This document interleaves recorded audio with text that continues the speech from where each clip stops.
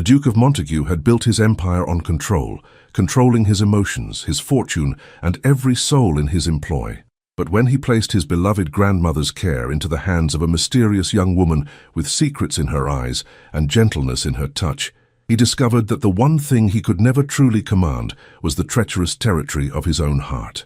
The morning fog hung thick over Grosvenor Square as Duke Alfredo Montague stood at the tall windows of his London mansion, watching the city slowly awaken beneath a blanket of grey.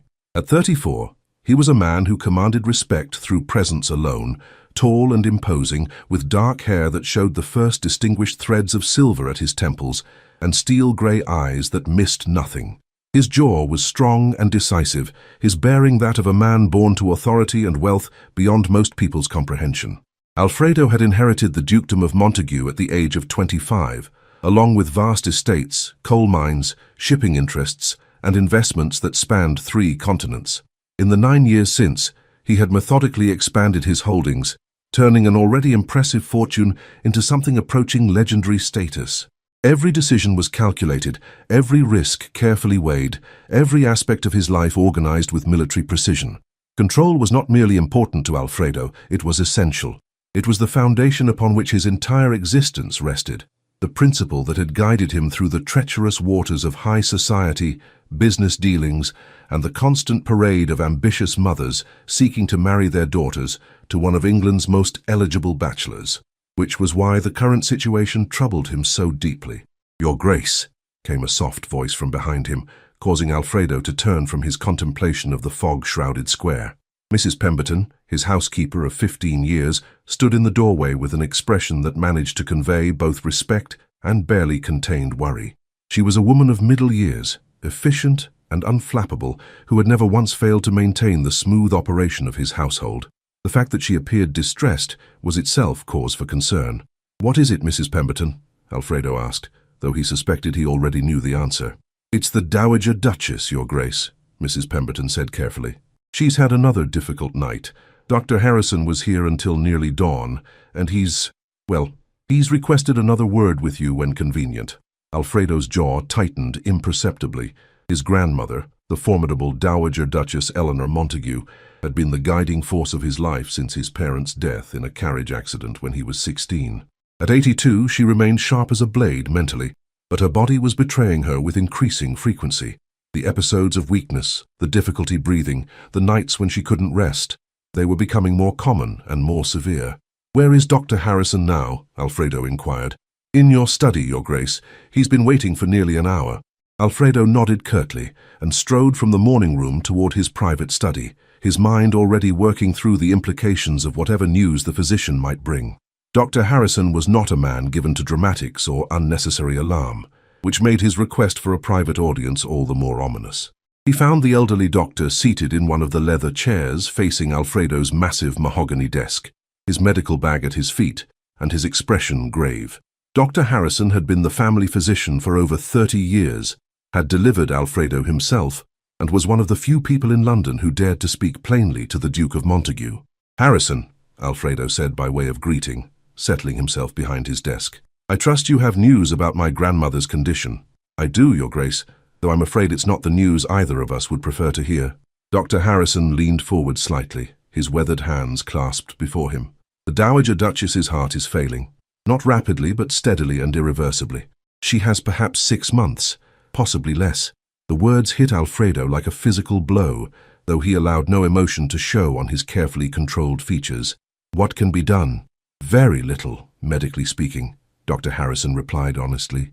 "We can make her comfortable, ensure she has proper rest, avoid unnecessary exertion. But the most important thing now is that she not be left alone. She needs constant care and companionship." "She has Mrs. Pemberton and the household staff," Alfredo said, though even as he spoke the words he recognized their inadequacy. "With respect, Your Grace, Mrs. Pemberton is an excellent housekeeper, but she's not trained in nursing care, and the household staff, capable as they are, cannot provide the kind of personal attention the Dowager Duchess requires. She needs someone dedicated solely to her care, someone with medical knowledge, infinite patience, and the ability to provide both physical assistance and emotional support." Alfredo's mind immediately went to the practical considerations. "You're suggesting I hire a nurse?" I'm suggesting you hire a companion, Dr. Harrison corrected. Someone who can serve as both nurse and friend. The Dowager Duchess is a proud woman, Your Grace. She won't accept being treated as an invalid, but she might accept someone who approaches her care with dignity and respect. Do you have someone in mind? Alfredo asked, though he was already mentally reviewing the agencies that provided such services to wealthy families.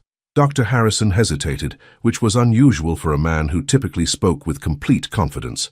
As it happens, I do know of someone who might be suitable. A young woman of excellent character and considerable skill in caring for elderly patients. However, her circumstances are somewhat unusual. In what way? She's not from an agency, Your Grace. She's been caring for her own elderly relative for the past several years, but that lady recently passed away. The young woman finds herself in need of employment, but she lacks formal references or connections to the usual channels. Alfredo frowned.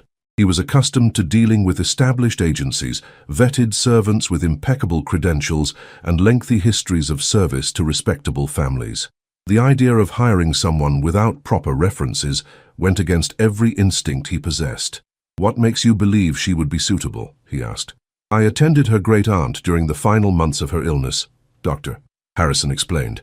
The care this young woman provided was extraordinary, not just medically competent but genuinely compassionate. She anticipated needs before they arose, managed complex medications with precision, and most importantly, she treated her patient with unfailing dignity and kindness. I've rarely seen such dedication. And her background, her family. Respectable but modest circumstances, Dr. Harrison said carefully. Her great-aunt was a gentlewoman of limited means who took in her orphaned great-niece and provided her with an excellent education. The young woman is well-spoken, intelligent, and possesses the kind of natural refinement that would allow her to interact appropriately with the Dowager Duchess. Alfredo considered this information, weighing the risks against the urgent need for his grandmother's care. On one hand, hiring someone without proper references was exactly the sort of impulsive decision he had spent his entire adult life avoiding. On the other hand, Dr. Harrison's recommendation carried considerable weight, and the physician had never steered him wrong in matters concerning his family's health. What is this young woman's name? He asked finally. Miss Jacqueline Whitmore, Dr. Harrison replied. She's 26 years old, unmarried, and currently residing in modest lodgings in Bloomsbury while she seeks employment. 26 and unmarried, Alfredo repeated thoughtfully. Why has she never married? I believe she dedicated herself entirely to her great-aunt's care, Dr. Harrison said. The lady was ill for nearly 8 years, requiring constant attention. Miss Whitmore sacrificed her own prospects to ensure her relative received proper care. This information gave Alfredo pause. A woman who would dedicate 8 years of her life to caring for an elderly relative demonstrated exactly the kind of character and commitment his grandmother would need. But it also suggested someone with limited experience of the world, someone who might be overwhelmed by the demands of life in a ducal household. I would need to interview her personally, Alfredo said finally. If she's to be responsible for my grandmother's care, I must be certain of her suitability. Of course, Your Grace. Shall I arrange for her to call upon you? This afternoon, if possible, Alfredo replied. Time is of the essence. After Dr. Harrison departed, Alfredo remained in his study, contemplating the decision he was about to make. Hiring a companion for his grandmother was not merely a practical matter. It was an act of trust that went against every careful instinct he had cultivated over the years. He would be placing the most precious person in his life into the hands of a complete stranger, someone with no connections to vouch for her character beyond the word of his physician. Yet what choice did he have? His grandmother's health was declining rapidly, and she deserved to spend her remaining months in comfort and dignity. If Miss Jacqueline Whitmore possessed even half the qualities Dr. Harrison attributed to her, she might be exactly what the Dowager Duchess needed. At precisely 3 o'clock that afternoon, Mrs. Pemberton announced the arrival of Miss Whitmore. Alfredo had chosen to conduct the interview in his study rather than one of the more formal reception rooms, wanting to observe the young woman in a setting where she might feel less intimidated and more likely to reveal her true character. Miss Whitmore, Your Grace, Mrs. Pemberton announced, stepping aside to allow the visitor to enter. Alfredo rose from behind his desk, prepared to assess the young woman's suitability with the same methodical approach he brought to all his business dealings. What he was not prepared for was the immediate and entirely unexpected impact of her presence. Miss Jacqueline Whitmore was not a conventional beauty in the manner prized by society. She was of medium height, with a slender but graceful figure, dressed in a simple grey dress that spoke of modest circumstances, but impeccable taste. Her hair was a rich chestnut brown, arranged in a neat but unfashionable style that suggested practicality over vanity. But it was her eyes that captured Alfredo's attention. Large, expressive eyes of the deepest blue he had ever seen, eyes that seemed to hold depths of intelligence, compassion, and something else he couldn't quite identify. "Your Grace," she said, offering a perfect curtsy that managed to be both respectful and dignified. Her voice was soft but clear, with the refined accent of an educated woman. "Miss Whitmore," Alfredo replied, gesturing toward the chair facing his desk. "Please, be seated." As she settled herself in the chair, Alfredo found himself studying her with more attention than he typically devoted to potential employees. There was something about her bearing that intrigued him, a quiet confidence that seemed at odds with her modest circumstances, a composure that suggested she was accustomed to handling difficult situations with grace. "Dr. Harrison has spoken very highly of your qualifications," Alfredo began, falling back on the formal structure he had planned for the interview. "He tells me you cared for your great-aunt for several years." "8 years, Your Grace," Jacqueline replied, her hands folded calmly in her lap. "My great-aunt suffered from a progressive illness that required increasingly intensive care. I was privileged to be able to provide that care until her peaceful passing 3 weeks ago." "And you have no formal training in nursing?" "No formal certification, Your Grace, but considerable practical experience. I learned to manage complex medications, recognize symptoms of distress, provide physical therapy, and adapt living arrangements to accommodate changing needs. Dr. Harrison was kind enough to guide me in the more technical aspects of care." Alfredo nodded, making mental notes of her responses. "Tell me about your background, Miss Whitmore, your family, your education." A shadow of sadness crossed Jacqueline's expressive features, though her composure remained intact. "I was orphaned at the age of 18, Your Grace. My parents died in an influenza outbreak, and I had no siblings or close relatives except for my great-aunt, Miss Margaret Whitmore. She took me in despite her own limited means and ensured I received an excellent education. When she became ill, caring for her was both my duty and my privilege." "What did your education encompass?" "Literature, history, mathematics, French, and music," Jacqueline replied. "My great-aunt believed that a woman should be prepared to support herself through her own accomplishments if circumstances required it. She proved to be quite prescient in that regard." There was no bitterness in her tone, despite the obvious hardships she had endured, only a quiet acceptance that impressed Alfredo despite himself. "And now you find yourself in need of employment." "Yes, Your Grace. My great-aunt's estate was modest, and her medical expenses over the years were considerable. I have enough funds to maintain myself for perhaps 2 months while I seek suitable employment." Alfredo appreciated her honesty about her financial situation.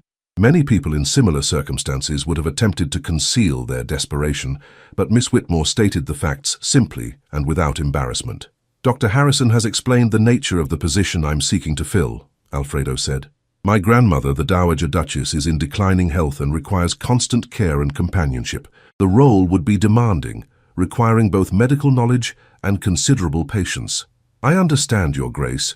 Dr. Harrison mentioned that the Dowager Duchess is a lady of strong character who values her independence." "That's putting it diplomatically," Alfredo said with the ghost of a smile. "My grandmother is formidable, opinionated, and does not suffer fools gladly. She has little patience for weakness or sentimentality, and she will not tolerate being treated as an invalid." "I would never presume to treat any patient as anything less than a complete person deserving of dignity and respect," Jacqueline said firmly. "Illness may limit what someone can do, but it doesn't diminish who they are." The conviction in her voice struck Alfredo as entirely genuine, and he found himself beginning to understand why Dr. Harrison had recommended her so highly. "The position would require you to live in this house, to be available at all hours should my grandmother need assistance. You would have your own quarters, of course, but your time would not be entirely your own." "I understand, Your Grace. For the past 8 years, I've been available to my great-aunt whenever she needed me. I'm accustomed to adapting my schedule to accommodate someone else's needs." "And you would be comfortable living in a ducal household? The formality, the protocols, the constant presence of other staff." For the first time since entering the room, Jacqueline hesitated slightly. "I'll admit I have no experience with such grand establishments, Your Grace, but I'm a quick learner, and I believe that treating everyone with courtesy and respect is the foundation of proper behavior in any setting.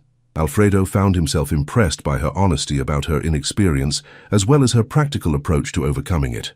"The salary would be generous," he said, naming a figure that caused Jacqueline's eyes to widen slightly, though she quickly composed herself. "That's very generous indeed, Your Grace." "The care of my grandmother is worth any expense," Alfredo said simply. "She is the most important person in my life, and I want to ensure she receives the best possible care during this difficult time." Something in his tone seemed to resonate with Jacqueline, and her expression softened with understanding. "I can see how much you care for her, Your Grace. That speaks very well of your character, and it would be an honor to help care for someone so clearly beloved." The sincerity in her voice caught Alfredo off guard, and he felt something shift in his chest, a warmth he hadn't expected and couldn't quite explain. "When would you be able to begin?" "Immediately, if you wish, Your Grace. I have no other commitments, and if the Dowager Duchess is in need of care, I see no reason to delay." Alfredo studied her face for a long moment, searching for any sign of deception or hidden agenda. What he saw was exactly what Dr. Harrison had described: intelligence, compassion, and an unshakable integrity that seemed to radiate from her very being. "Very well, Miss Whitmore," he said finally. "I'm prepared to offer you the position. Mrs. Pemberton will show you to your quarters and explain the household routines. You may begin your duties tomorrow morning." Relief and gratitude flooded Jacqueline's features, though she maintained her composure. "Thank you, Your Grace. I won't disappoint you." "See that you don't," Alfredo replied, though his tone was gentler than his words might suggest. "My grandmother's welfare is not a matter I take lightly, nor would I, Your Grace. You have my word." As Jacqueline rose to leave, Alfredo found himself watching her with an attention that surprised him. There was something about her, a quality of quiet strength and genuine warmth, that lingered in his mind long after Mrs. Pemberton had escorted her from the room. He told himself that his interest was purely practical, that he was simply pleased to have found a suitable companion for his grandmother. But as he returned to his correspondence, Alfredo found his thoughts drifting repeatedly to deep blue eyes and the soft conviction in a voice that had promised not to disappoint him. For a man accustomed to controlling every aspect of his life, the realization that he was already thinking about Miss Jacqueline Whitmore in terms that had nothing to do with his grandmother's care was deeply unsettling. But as the afternoon shadows lengthened across his study, Alfredo was forced to acknowledge that something had changed in the space of a single interview. The woman he had hired to care for his grandmother might prove to be far more dangerous to his carefully ordered existence than he had ever imagined. First impressions. The next morning dawned crisp and clear, with autumn sunlight streaming through the tall windows of Montague House. Alfredo had risen early, as was his custom, and completed his morning correspondence before most of London had stirred from their beds. But despite his attempts to maintain his usual routine, he found himself listening for sounds from the upper floors where his grandmother's suite was located, wondering how Miss Whitmore's first day would unfold. The Dowager Duchess Eleanor Montague was not an easy woman under the best of circumstances. Brilliant, imperious, and possessed of standards that would challenge a saint, she had reduced more than one servant to tears with her sharp tongue and exacting expectations. Alfredo loved her dearly, but he was under no illusions about her character. If Miss Whitmore was to succeed in this position, she would need to prove herself worthy of his grandmother's respect, something that was neither easily earned nor lightly given. At precisely 9 o'clock, Mrs. Pemberton appeared in his study doorway with her morning report. "How is my grandmother this morning?" Alfredo asked before the housekeeper could speak. "Resting comfortably, Your Grace," Mrs. Pemberton replied, though her expression suggested there was more to the story. "Miss Whitmore has been with her since 7 o'clock." 7 o'clock, Alfredo repeated, surprised. He had expected the new companion to begin at a more conventional hour. "Yes, Your Grace. She arrived early and asked if she might introduce herself to the Dowager Duchess before the household became busy. She said she thought it would be less overwhelming for an elderly lady to meet a new person in quiet surroundings." Alfredo found himself impressed by this consideration, though he was curious about his grandmother's reaction to such an early introduction. "And how did the Dowager Duchess receive her?" Mrs. Pemberton's expression grew thoughtful. "Well, Your Grace, that's the interesting thing. I expected... Well, you know how Her Grace can be with new people, but when I checked on them an hour ago, they were having tea together and discussing the merits of various poets. The Dowager Duchess seemed quite engaged. This was unexpected news indeed." Eleanor Montague did not seem quite engaged with strangers, particularly not servants hired to care for her. She was far more likely to test their knowledge, challenge their opinions, and generally make their lives difficult until they proved themselves worthy of her attention. "They were discussing poetry?" Alfredo asked. "Yes, Your Grace. Something about Lord Byron's latest work, I believe." "Miss Whitmore was holding her own quite admirably from what I could hear." Alfredo felt a stirring of curiosity that had nothing to do with his grandmother's welfare and everything to do with the woman who had apparently managed to engage the formidable Dowager Duchess in literary discussion before 9 o'clock in the morning. "I think I'll look in on them," he said, rising from his desk. "Mrs. Pemberton nodded approvingly. "I think that would be wise, Your Grace." The Dowager Duchess seemed quite pleased to have someone to talk with about books again. Alfredo made his way through the familiar corridors of his ancestral home, noting the subtle changes that Mrs. Pemberton had implemented over the years to accommodate his grandmother's declining mobility.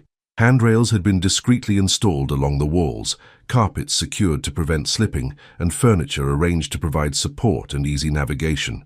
It was a reminder of how much his grandmother's world had contracted, and how important it was that she have someone who could help her maintain her dignity within those constraints.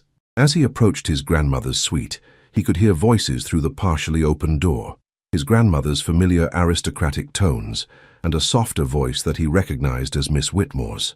They were indeed discussing literature, and from what he could hear, Miss Whitmore was not merely agreeing with everything his grandmother said, but offering thoughtful counterpoints that seemed to delight the older woman.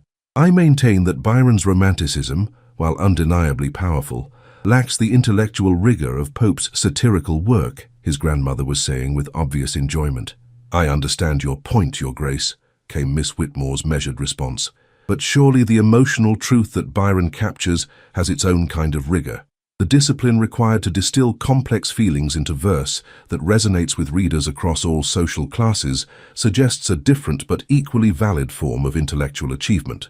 Alfredo paused outside the door, genuinely surprised by the sophistication of the discussion. Miss Whitmore was not simply humoring his grandmother, she was engaging with her as an intellectual equal, something that happened rarely in Eleanor's increasingly circumscribed world. "An interesting perspective," his grandmother conceded, and Alfredo could hear the approval in her voice. "You argue your point well, my dear. It's been too long since I've had a proper literary discussion." "I'm honored that you would share your thoughts with me, Your Grace," Miss Whitmore replied. "My great-aunt was also a lover of literature, and some of my happiest memories are of our conversations about books." "Tell me about this great-aunt of yours," Eleanor said, and Alfredo recognized the subtle interrogation that was beginning. His grandmother had a talent for extracting information from people without making it seem like an inquisition. "She was a remarkable woman, Your Grace.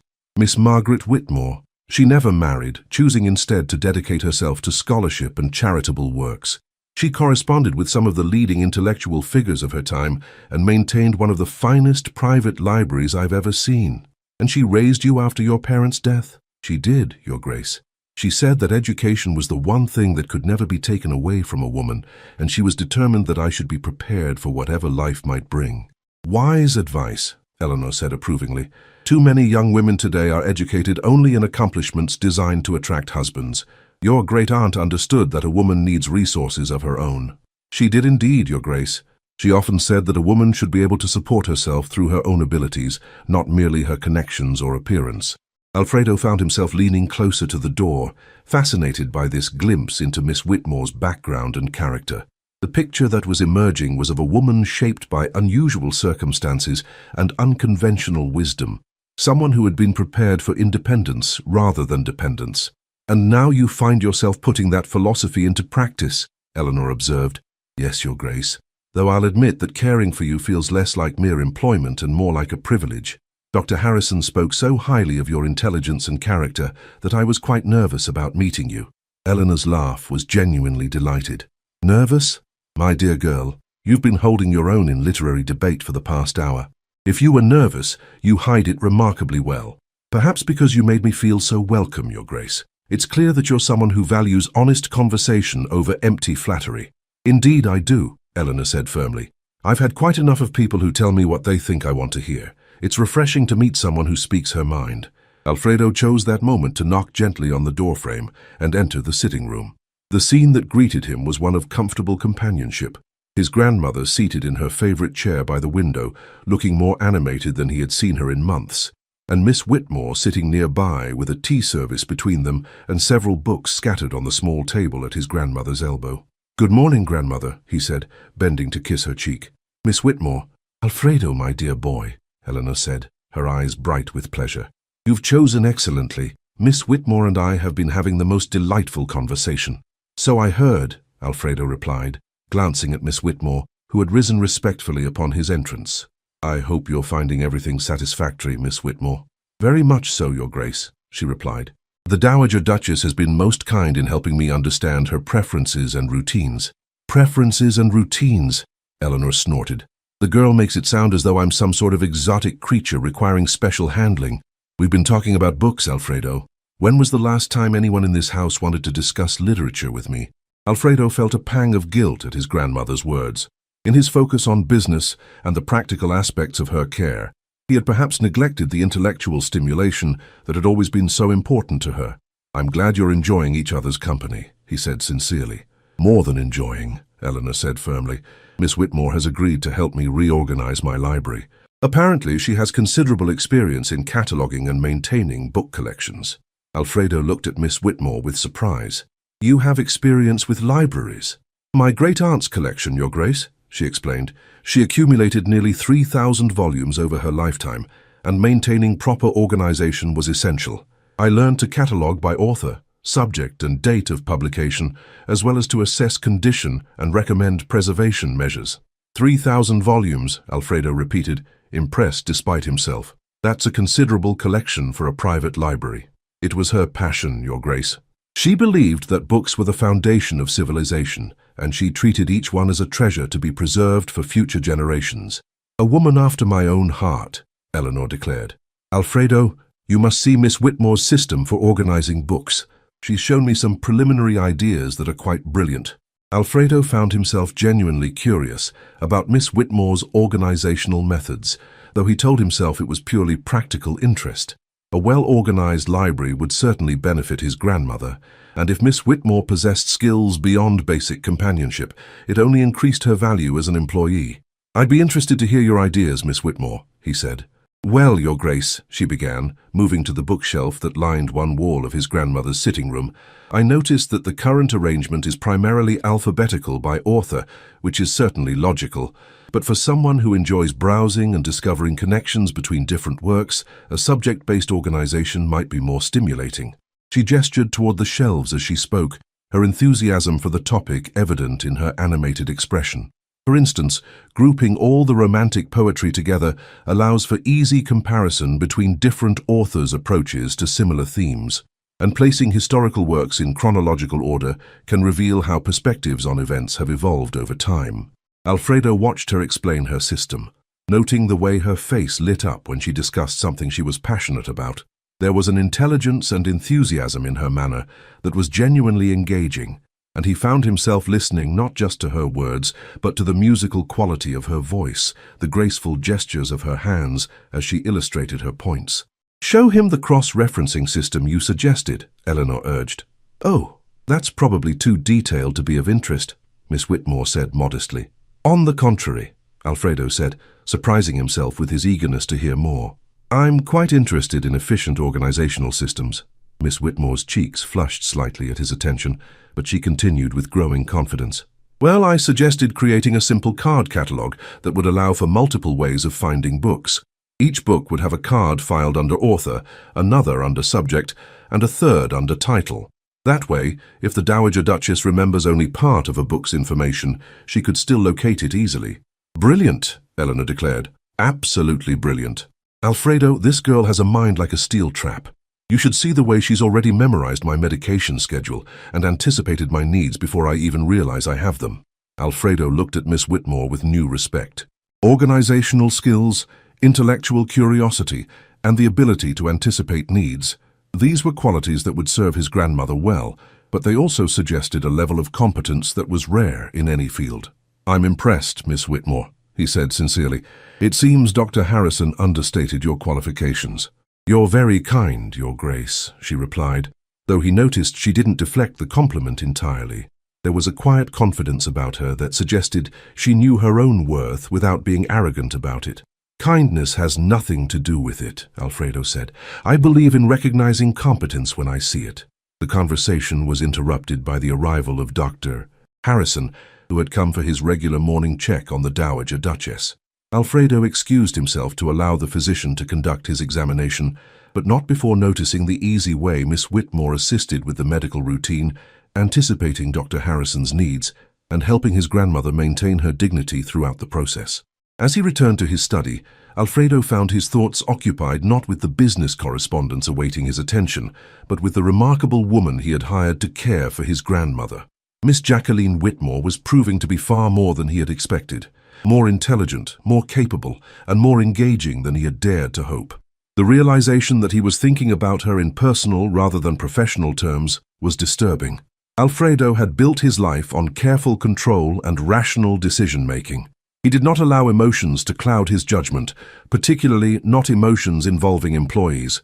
But as he sat at his desk, ostensibly reviewing investment reports, his mind kept drifting to the sound of Miss Whitmore's laughter, the animation in her voice when she discussed books, and the gentle competence with which she had handled his formidable grandmother. For the first time in his adult life, the Duke of Montague found his legendary self-control beginning to slip, and the cause was a chestnut-haired woman with deep blue eyes who had somehow managed to charm his grandmother and capture his attention in the space of a single morning. The thought should have alarmed him. Instead, as he listened to the sound of animated conversation drifting down from his grandmother's suite, Alfredo found himself looking forward to his next encounter with the mysterious Miss Whitmore with an anticipation that had nothing to do with his grandmother's welfare and everything to do with his own increasingly complicated feelings. Growing attraction. Over the following weeks, Alfredo found himself developing what he told himself was a professional interest in Miss Whitmore's progress with his grandmother. He made a point of checking on them each morning and evening, ostensibly to ensure that his grandmother was receiving proper care, but increasingly to observe the remarkable transformation that was taking place. Under Miss Whitmore's gentle but efficient care, Eleanor had begun to flourish in ways that surprised everyone, including Dr. Harrison. Her appetite had improved, her sleep was more restful, and most remarkably, her spirits had lifted considerably. She looked forward to each day with an enthusiasm that had been absent for months, eager to continue whatever project she and Miss Whitmore were working on together. The library reorganization had become a major undertaking, with Miss Whitmore spending hours each day carefully cataloguing Eleanor's extensive collection while engaging her in discussions about each book's merits and significance. But it was more than just intellectual stimulation that was benefiting his grandmother. It was the genuine friendship that had developed between the two women. Alfredo often found them together in the library, heads bent over some volume or another, debating literary merits or historical interpretations with the kind of passionate engagement that had once characterized Eleanor's conversations with the leading intellectuals of her generation. Miss Whitmore treated his grandmother not as an invalid to be managed, but as a brilliant woman whose opinions and insights were valued and sought after. "Your Miss Whitmore is quite remarkable," Dr. Harrison commented during one of his regular visits. "I've never seen such improvement in a patient's overall well-being without any change in medical treatment. Whatever she's doing, it's working." "She's not my Miss Whitmore," Alfredo replied automatically, though the correction felt hollow even to his own ears. Dr. Harrison raised an eyebrow at the defensive tone. "Of course not, Your Grace. I simply meant that your choice of companion has proven to be inspired. The Dowager Duchess is thriving under her care." Alfredo nodded, though he was uncomfortably aware that his interest in Miss Whitmore's success went far beyond its impact on his grandmother's health. He found himself looking for excuses to spend time in the library, ostensibly to check on the reorganization project, but actually to listen to the conversations between the two women and to observe Miss Whitmore's animated discussions of literature and history. She was, he was discovering, remarkably well educated for someone of her modest background. Her knowledge ranged from classical literature to contemporary political theory, from art history to natural philosophy. She could discuss the finer points of Greek tragedy with the same enthusiasm she brought to debates about agricultural reform or the latest scientific discoveries. More intriguingly, she had opinions, well-reasoned, thoughtfully expressed opinions that she was not afraid to defend even when they differed from his grandmother's views. Eleanor, far from being offended by such independence of thought, was delighted to have found someone who could challenge her intellectually. "Miss Whitmore believes that women should be allowed to attend university," Eleanor announced one evening, when Alfredo joined them for tea in the library. "She makes quite a compelling argument for it." Alfredo looked at Miss Whitmore with surprise. Such progressive views were unusual even among the most liberal members of society. "Indeed. And what is your reasoning, Miss Whitmore?" She met his gaze steadily, showing no sign of intimidation despite the controversial nature of her position. "I believe that intelligence is not limited by gender, Your Grace. If women are capable of learning, and the evidence suggests they are, then they should have access to the same educational opportunities as men." "But surely you must acknowledge the practical difficulties," Alfredo said, genuinely curious about her response. "The social implications, the question of whether such education would be compatible with traditional feminine roles." "With respect, Your Grace, I think the question should be whether traditional feminine roles are compatible with human potential," Miss Whitmore replied. "If a woman has the capacity to contribute to medicine or law or natural philosophy, shouldn't society benefit from those contributions rather than waste them?" Eleanor clapped her hands in delight. "Exactly what I've been saying for 60 years. Alfredo, this girl understands what most of society refuses to acknowledge, that limiting women's education limits society's progress." Alfredo found himself impressed by Miss Whitmore's articulate defense of her position, even as he recognized the radical nature of her views. "You argue your point well, Miss Whitmore. Have you given thought to how such changes might be implemented?" "Gradually, Your Grace, and with careful attention to practical concerns. Perhaps beginning with allowing women to audit lectures, then progressing to formal admission as circumstances permit. Change of this magnitude cannot happen overnight, but it must begin somewhere." "And you would be willing to be among the first to take advantage of such opportunities?" Alfredo asked. Miss Whitmore's expression grew wistful. "I would have been, Your Grace, under different circumstances, but my path has led me elsewhere, and I've found fulfillment in caring for others. Perhaps future generations of women will have choices that were not available to me." There was no bitterness in her tone, only a quiet acceptance that somehow made her sacrifice seem even more poignant. Alfredo found himself wondering what Miss Whitmore might have accomplished if she had been born into different circumstances, with access to the education and opportunities she clearly deserved. "Your great-aunt would be proud of your accomplishments," he said quietly. "I hope so, Your Grace." She always said that the true measure of education was not what one learned, but what one did with that learning to benefit others. "A wise woman," Eleanor observed. "I should have liked to meet her."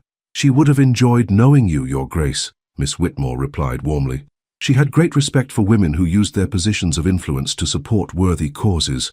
As the conversation continued, Alfredo found himself studying Miss Whitmore with growing fascination. There were layers to her character that he was only beginning to discover: intellectual depth, moral conviction, and a strength of purpose that had enabled her to sacrifice her own ambitions for the welfare of someone she loved. But it was more than her character that drew his attention. He was becoming increasingly aware of her physical presence, the way candlelight caught the auburn highlights in her chestnut hair, the expressive quality of her deep blue eyes when she discussed something that passionate about, the graceful gestures of her hands as she illustrated a point. She was beautiful, he realized, though her beauty was of the quiet, understated variety that revealed itself gradually rather than demanding immediate attention. It was the kind of beauty that grew more compelling with acquaintance, rooted in character and intelligence, rather than mere physical perfection. The realization that he was attracted to his grandmother's companion was deeply unsettling. Alfredo had always maintained strict boundaries between his personal and professional relationships, and he had never allowed himself to become romantically involved with anyone in his employ. The power imbalance alone made such relationships inappropriate, not to mention the potential complications for his grandmother's care. Yet he could not deny the growing warmth he felt in Miss Whitmore's presence, or the way his pulse quickened when she smiled at something his grandmother said, or the disappointment he experienced when business obligations kept him from joining their evening conversations.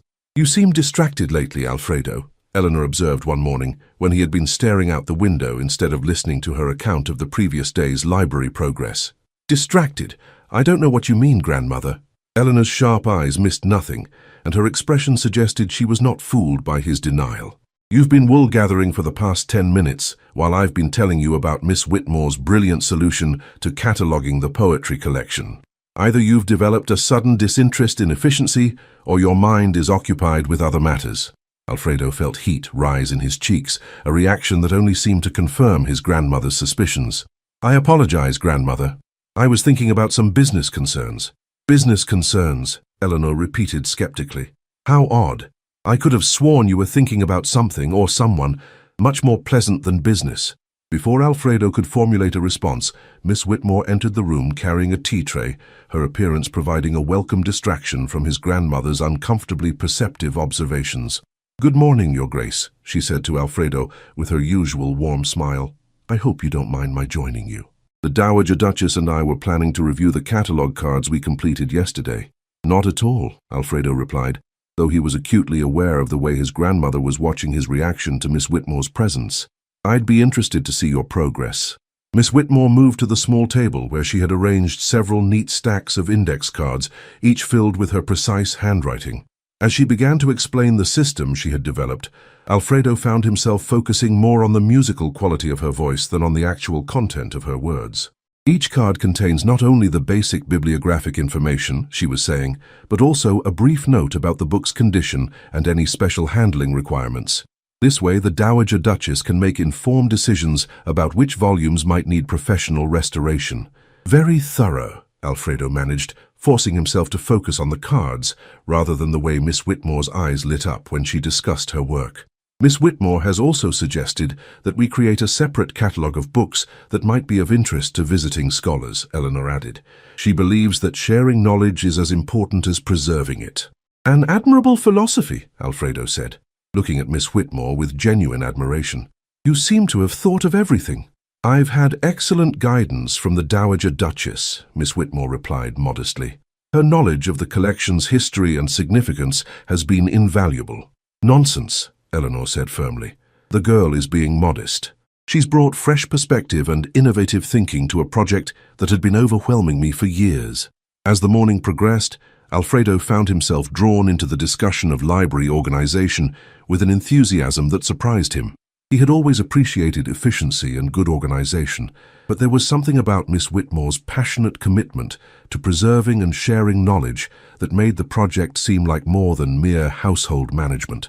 Have you considered extending this system to the main library downstairs? He asked, surprising himself with the suggestion. Miss Whitmore's eyes widened with interest. The main library? I hadn't presumed. That is, I wouldn't want to overstep. You wouldn't be overstepping, Alfredo assured her. If this system works as well as it appears to, it might benefit the entire collection. The main library contains nearly 10,000 volumes, Eleanor said thoughtfully. It would be quite an undertaking. But think of the result, Miss Whitmore said, her excitement evident. A comprehensive catalogue that would make the entire collection accessible not just to the family, but to serious scholars who might benefit from access to such resources. Alfredo found himself caught up in her enthusiasm. You would be willing to take on such a project? I would be honored, Your Grace, if you think it would be worthwhile, though it would require considerable time and effort. Time and effort that would be well invested, Alfredo said firmly. Consider it authorized. The smile that lit Miss Whitmore's face at his approval was radiant, and Alfredo felt something shift in his chest, a warmth that had nothing to do with professional satisfaction and everything to do with the pleasure of making her happy. Thank you, Your Grace, she said softly. I won't disappoint you. I'm certain you won't, Alfredo replied, meaning it completely. As he left his grandmother's suite that morning, Alfredo was forced to acknowledge that his feelings for Miss Whitmore had moved far beyond professional appreciation. He was attracted to her intelligence, her passion for learning, her gentle strength, and yes, her quiet beauty that seemed to grow more compelling each day. The realization should have alarmed him.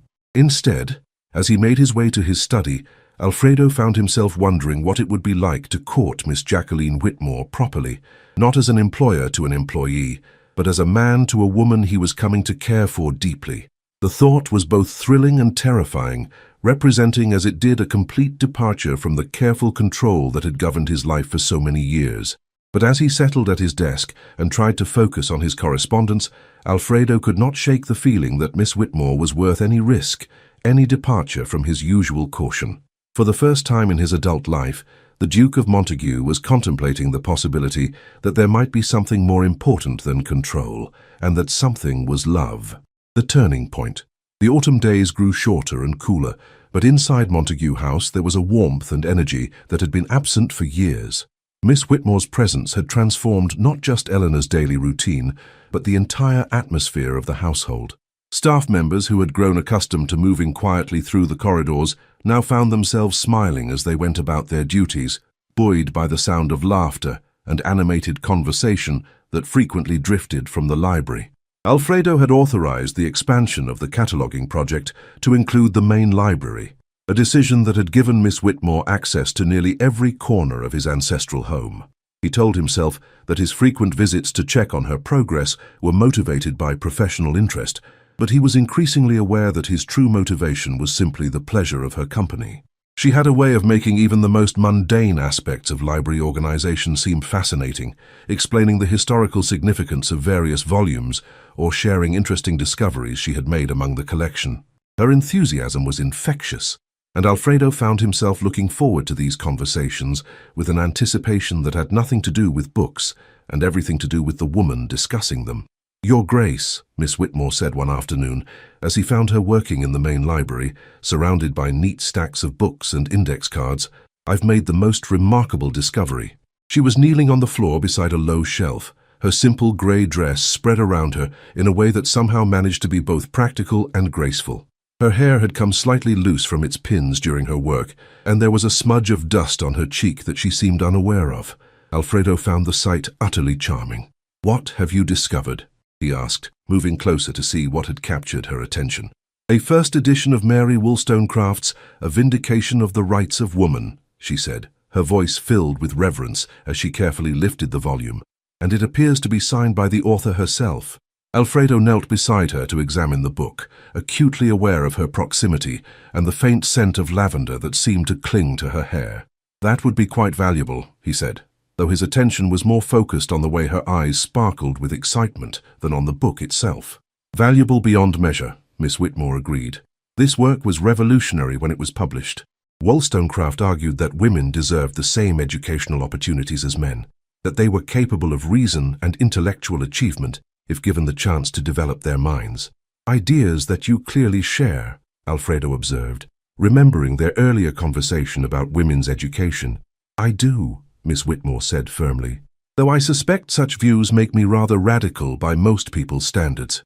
"Perhaps," Alfredo said, studying her animated features, "but I find myself increasingly convinced that radical ideas are often simply ideas whose time has come." Miss Whitmore looked at him with surprise. "You agree with Wollstonecraft's arguments?" "I'm beginning to think that any society that wastes half its intellectual potential is foolish in the extreme," Alfredo replied, "particularly when I've seen firsthand how much one brilliant woman can accomplish when given the opportunity." The compliment brought a flush to Miss Whitmore's cheeks, and she looked down at the book in her hands as if suddenly finding it difficult to meet his gaze. "You're very kind, Your Grace." "I'm very honest," Alfredo said, echoing the words he had spoken to another remarkable woman in an orange grove what seemed like a lifetime ago. Kindness has nothing to do with it. The moment stretched between them, charged with an awareness that had nothing to do with books or cataloging systems. Alfredo found himself studying the curve of Miss Whitmore's cheek, the way her lashes cast shadows on her skin, the soft fullness of her lips. He was close enough to touch her, close enough to— "Your Grace," came Mrs. Pemberton's voice from the library doorway, causing both of them to spring apart as if they had been caught in some impropriety. "Yes, Mrs. Pemberton," Alfredo said, rising to his feet and hoping his voice sounded steadier than he felt. "Lord Pemberton has called to see you, Your Grace. He's waiting in your study." Alfredo felt a flash of irritation at the interruption, followed immediately by guilt for resenting a visit from one of his oldest friends. "Tell him I'll be with him directly." As Mrs. Pemberton departed, Alfredo turned back to Miss Whitmore, who was still kneeling beside the bookshelf but had composed herself with admirable efficiency. "I should attend to my visitor," he said reluctantly. "Of course, Your Grace," she replied, though he thought he detected a note of disappointment in her voice that matched his own. "I'll continue with the cataloguing."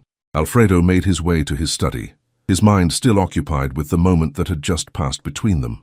There had been something in Miss Whitmore's expression, a softness in her eyes that suggested she might not be entirely immune to the attraction that was growing stronger each day. The thought both thrilled and troubled him. If Miss Whitmore was developing feelings for him, it complicated an already delicate situation. As her employer, he held all the power in their relationship, and any romantic involvement would be fraught with ethical concerns. Yet the possibility that she might care for him as he was coming to care for her was too compelling to dismiss. "Alfredo, my dear fellow," Lord Pemberton greeted him as he entered the study. "I hope you don't mind my calling without notice, but I was in the neighborhood and thought I'd see how you're getting on."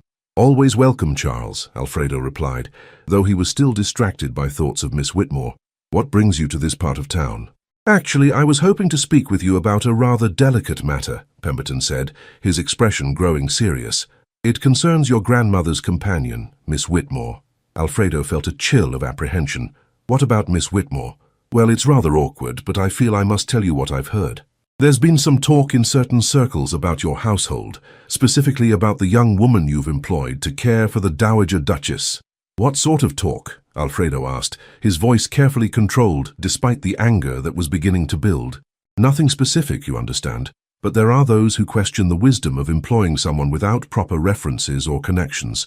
Some are suggesting that your generosity in hiring her might be motivated by considerations other than your grandmother's welfare." The implication was clear, and Alfredo felt his temper flare. "Are you suggesting that I hired Miss Whitmore for improper reasons?"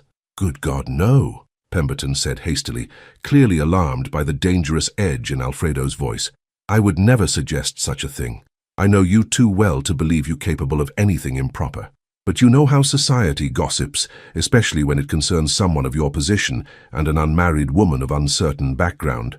Alfredo forced himself to remain calm, though every instinct urged him to defend Miss Whitmore's honor with the full force of his authority.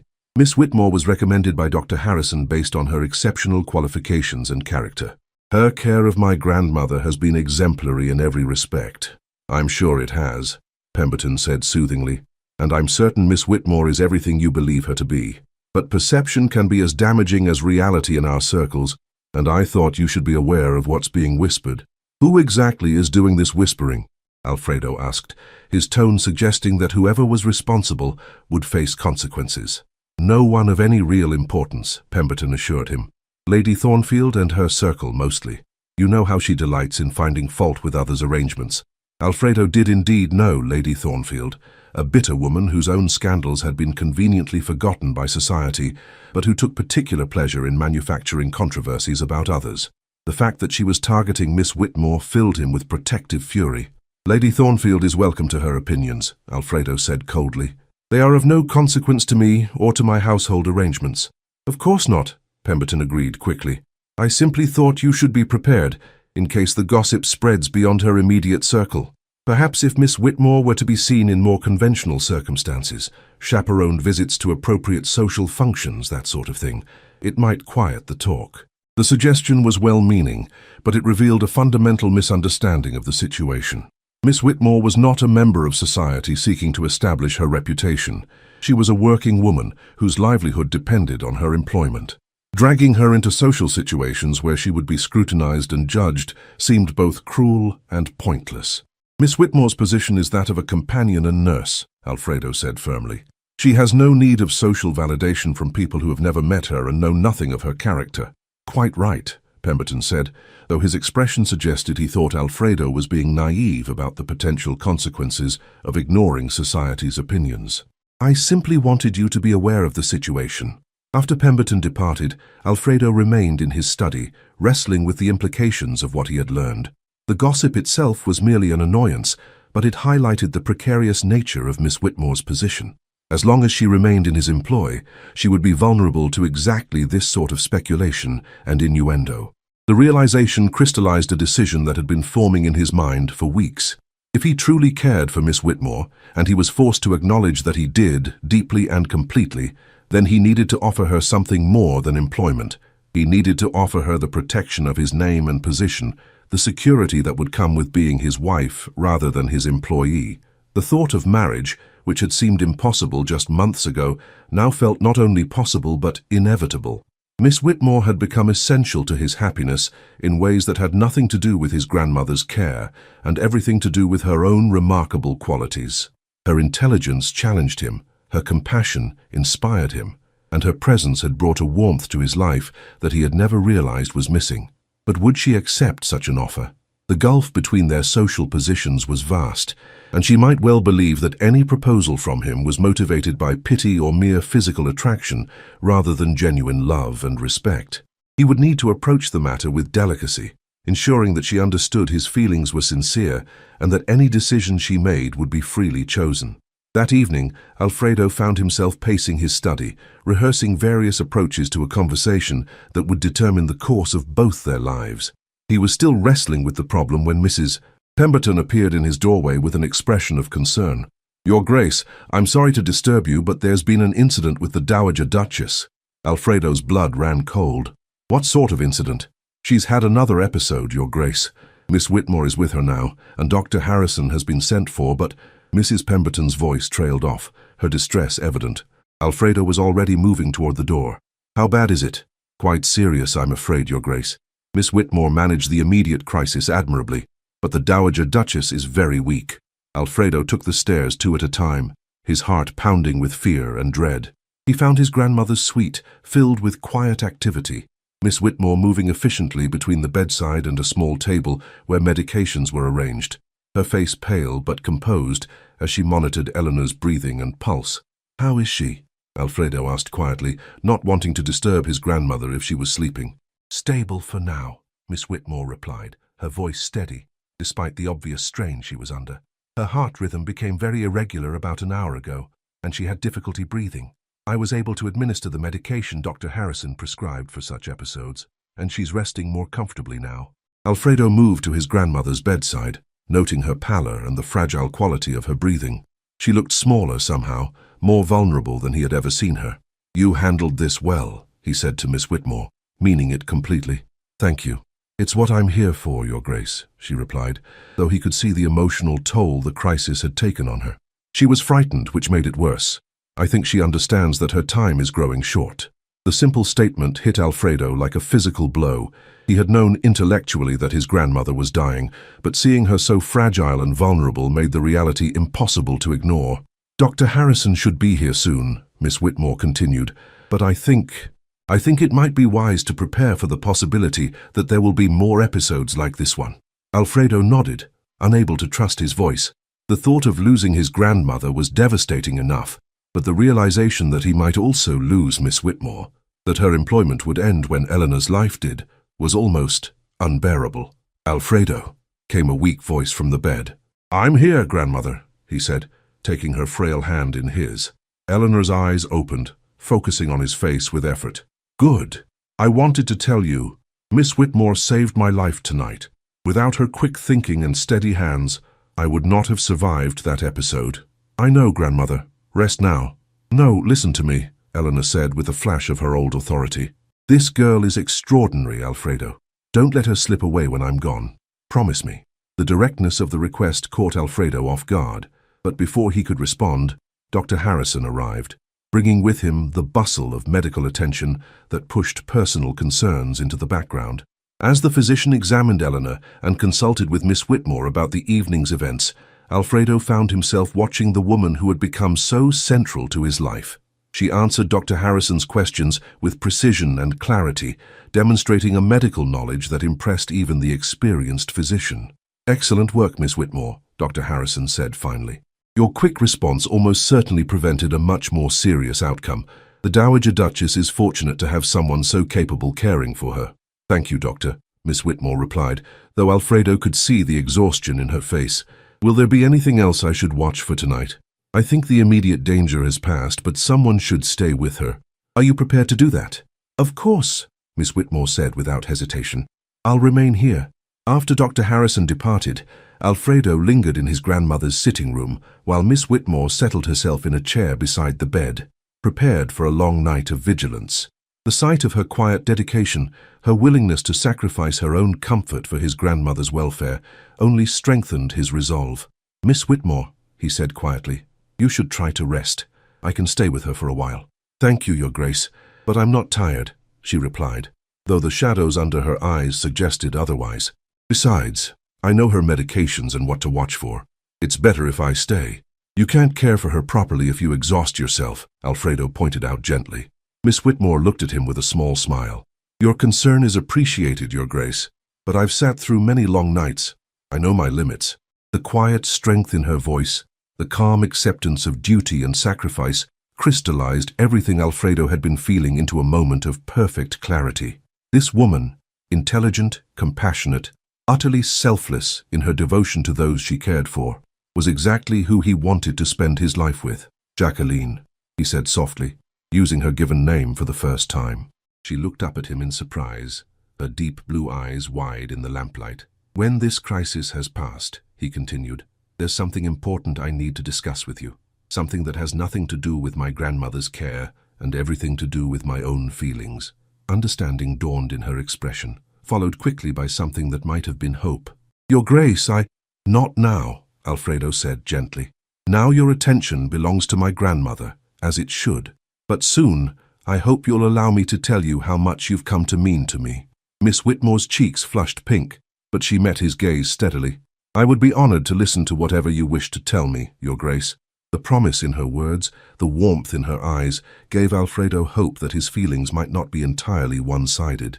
As he finally retired to his own chambers, leaving Miss Whitmore to her vigil, he carried with him the certainty that whatever challenges lay ahead, he wanted to face them with Jacqueline Whitmore at his side, not as his employee, but as his wife, his partner, and the woman he loved with all his heart.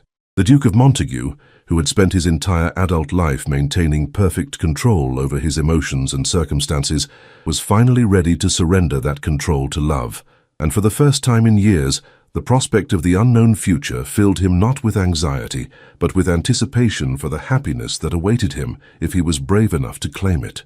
Eleanor survived the night, though Dr. Harrison's morning examination confirmed what they all feared. Her condition was deteriorating more rapidly than expected. The episodes would likely become more frequent and severe, and her time was measured in weeks rather than months. I want to speak with both of you, Eleanor announced the following evening, her voice weak but determined. She was propped up in her bed, looking frail but alert, with Miss Whitmore seated beside her and Alfredo standing nearby. You should rest, grandmother, Alfredo said gently. I'll have plenty of time to rest soon enough, Eleanor replied, with a flash of her old spirit. Right now, I have things to say, and you're going to listen. Miss Whitmore squeezed the elderly woman's hand encouragingly. We're listening, Your Grace. Good. Eleanor's sharp eyes moved between them, missing nothing. I may be dying, but I'm not blind. I've watched the two of you dance around each other for weeks, and frankly, it's becoming tedious. Alfredo felt heat rise in his cheeks. Grandmother, I don't think... Alfredo, you're in love with this remarkable woman, and unless I'm very much mistaken, she returns your feelings. The question is what you intend to do about it. Miss Whitmore's face had turned crimson, but she didn't deny Eleanor's observation. Your Grace, perhaps this isn't the appropriate time. When would be the appropriate time? Eleanor interrupted. After I'm dead and you've disappeared back into whatever modest life you came from? Nonsense. Life is short, my dear children, and love is precious. Don't waste either one on false propriety. Alfredo looked at Miss Whitmore, seeing his own emotions reflected in her deep blue eyes. Perhaps my grandmother is right, he said quietly. Perhaps it's time we spoke honestly about what's been growing between us. I don't want to presume, Miss Whitmore began. You're not presuming anything, Alfredo said firmly, moving to sit in the chair on the other side of Eleanor's bed. Jacqueline, these past weeks have shown me something I never expected to find. You've brought light and warmth not just to my grandmother's life, but to mine as well. Alfredo, she whispered, his name a soft breath on her lips. I love you, he said simply, the words feeling both momentous and perfectly natural. I love your intelligence, your compassion, your strength, and your gentle spirit. I love the way you make my grandmother laugh, the way you've transformed this house into a home, and the way you've made me believe in the possibility of happiness I never knew I was missing. Tears gathered in Jacqueline's eyes, but her smile was radiant. I love you too, she said, her voice trembling with emotion. I never dared to hope that someone like you could care for someone like me. Someone like you? Alfredo repeated, reaching across his grandmother's bed to take her hand. You mean someone intelligent, kind, beautiful, and utterly remarkable? Jacqueline, you're everything I never knew I wanted in a wife. Wife, she breathed, her eyes widening. If you'll have me, Alfredo said, his heart pounding. I know the circumstances are unusual, and I know there will be challenges, but I can't imagine my life without you in it. Marry me, Jacqueline. Not because you need security or I need a companion for my grandmother, but because we love each other and want to build a life together." "Oh, Alfredo," Jacqueline said, tears flowing freely now. "Yes, yes, of course I'll marry you." "Finally," Eleanor declared with satisfaction. "I was beginning to think I'd have to lock you both in the library until you came to your senses." Alfredo rose and moved around the bed to take Jacqueline in his arms, kissing her with all the passion and tenderness he had been holding back for weeks. She melted against him, her arms circling his neck as she returned his kiss with equal fervor. "Ahem," Eleanor said pointedly. "While I'm delighted by this development, perhaps you could save the more passionate demonstrations for after you're properly married." They broke apart, both laughing and crying at the same time, their faces glowing with happiness and love. "When?" Jacqueline asked. "When shall we marry?" "As soon as possible," Alfredo said firmly. "I've waited 34 years to find you, and I don't want to wait any longer than necessary to make you my wife." "What about the gossip Lord Pemberton mentioned?" Jacqueline asked, her practical nature asserting itself even in the midst of her joy. "Let them gossip," Alfredo said dismissively. "Once you're the Duchess of Montague, they'll sing a very different tune, and anyone who doesn't will find themselves unwelcome in my presence." "Our presence," Jacqueline corrected with a smile. "We're partners now, remember?" "Partners," Alfredo agreed, kissing her hand. "In everything." The wedding and beyond the wedding took place 3 weeks later in the private chapel at Montague House, with Eleanor insisting on being present despite her weakening condition. It was a small ceremony, attended only by close friends and family, but it was perfect in its simplicity and sincerity. Jacqueline wore a gown of ivory silk that Alfredo had commissioned from London's finest modiste, and she had never looked more beautiful. As she walked down the aisle toward him, Alfredo felt his heart swell with love and gratitude for the remarkable woman who was about to become his wife. The ceremony was conducted by the family chaplain, with Eleanor beaming from her wheelchair and Dr. Harrison serving as one of the witnesses. When Alfredo and Jacqueline exchanged vows, promising to love, honor, and cherish each other for the rest of their lives, there wasn't a dry eye in the chapel. "I now pronounce you husband and wife," the chaplain declared. "You may kiss your bride." Alfredo needed no further encouragement, taking Jacqueline in his arms and kissing her with all the love and joy in his heart. The small congregation erupted in applause, and Eleanor's voice could be heard above the rest, declaring it about time. The wedding breakfast was held in the main dining room, with Mrs. Pemberton having outdone herself in preparing a feast worthy of the occasion. Eleanor, despite her frailty, insisted on making a toast. "To my grandson and his beautiful bride," she said, her voice carrying clearly through the room. "May your love grow stronger with each passing year, and may you always remember that the greatest wealth is not in what you possess, but in what you share with each other." As the guests raised their glasses, Alfredo looked at his new wife and saw his own happiness reflected in her radiant face. They had found something precious and rare, a love based on mutual respect, shared values, and genuine affection. Whatever challenges lay ahead, they would face them together. 1 year later, Eleanor passed away peacefully in her sleep 6 weeks after the wedding, with Jacqueline holding her hand and Alfredo at her side.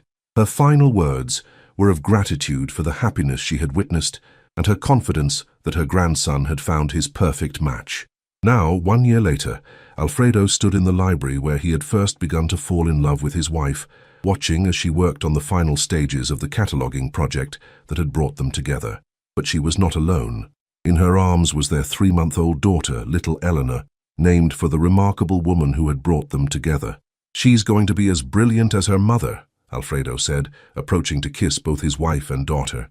"And as stubborn as her father," Jacqueline replied with a laugh, looking up at him with eyes that sparkled with love and contentment. "A formidable combination," Alfredo agreed, settling beside them on the comfortable sofa that had replaced the formal chairs in the library. "Are you happy?" Jacqueline asked, a question she had posed regularly during their first year of marriage, as if she still couldn't quite believe in their good fortune.